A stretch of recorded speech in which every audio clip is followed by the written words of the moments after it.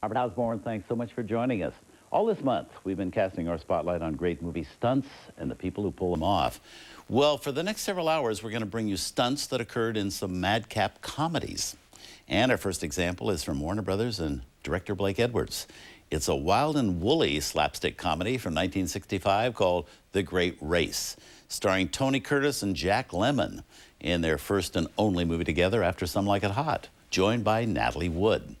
Now, at this point, Blake Edwards already knew more than a thing or two about putting together a wild comedy. His previous two films, in fact, were very funny comedies, The Pink Panther and A Shot in the Dark. But whereas those films are relatively small stories, our next one is epic. It's a story of a car race circa 1908, in which a very good man squares off against a very bad man. Bad like those villains in old melodramas who were the ones foreclosing on a mortgage or tying the heroin to railroad tracks.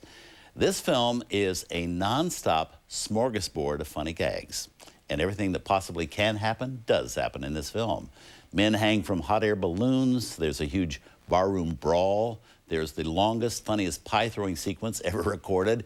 Even a duel between Tony Curtis and Ross Martin that spoofs parts of the swashbuckling adventure tale, The Prisoner of Zenda.